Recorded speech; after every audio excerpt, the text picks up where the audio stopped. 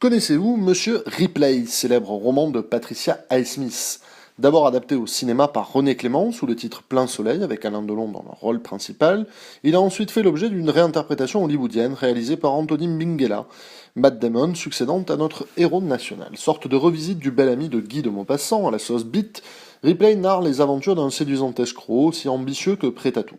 Il arrive à ses fins parce qu'il réussit à gagner la confiance totale de ses victimes. Bien entendu, la comparaison avec Emmanuel Macron serait tout à fait excessive, caricaturale, voire grotesque. Néanmoins, parfois difficile de résister à la tentation d'un bon mot, surtout quand il s'appuie sur l'actualité. Dans un article publié par le magazine en ligne Street Press, le journaliste Adrien de Tricorneau rapporte une anecdote que je crois particulièrement révélatrice sur la personnalité de l'ancien ministre de l'économie de François Hollande. Alors qu'il était vice-président de la Société des rédacteurs du Monde, Adrien de Tricorneau a été approché par Emmanuel Macron, banquier chez Rothschild. Don du ciel, le jeune Emmanuel s'était présenté comme un technocrate désabusé, désintéressé et lassé par la vie des affaires.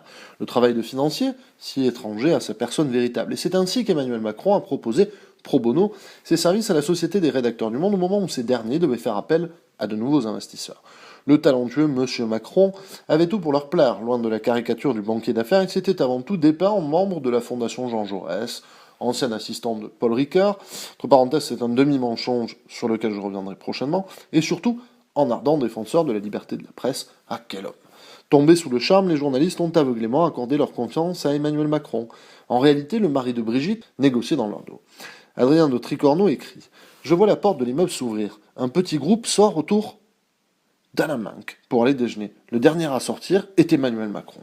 Je crois son regard. Il me semble qu'il me voit également. Il échange quelques mots avec Minck, tout en restant sur le pas de la porte, puis Macron disparaît derrière la porte cochère et ne sort pas. Là, je dis à mes collègues, vous n'allez pas me croire, mais avec Minck, il y avait Macron. Mes amis me disent que je suis peut-être un peu fatigué, mais que ça n'est pas possible. Ah, Ripley est très doué, pardon, Emmanuel Macron. Est-il si lâche qu'il se serait caché dans un immeuble pour éviter de croiser les journalistes qu'il avait manipulés et donc trahi? L'avocat de la Société des rédacteurs du Monde, pourtant rompu à ce milieu de requins, en était resté baba. Sidérant d'outrecuidance, de fausseté, de mesquinerie, Emmanuel Macron n'a plus jamais contacté ces gens auxquels il s'était pourtant si vite lié. Il n'a jamais, semble-t-il, été sensible à l'intérêt général, privilégiant sa carrière et ses relations. Est-ce bien cet homme que vous voudriez porter à l'Élysée? Un homme qui n'a pas de parole, capable de poignarder dans le dos ses propres amis. Le talentueux Monsieur Macron sera bientôt démasqué.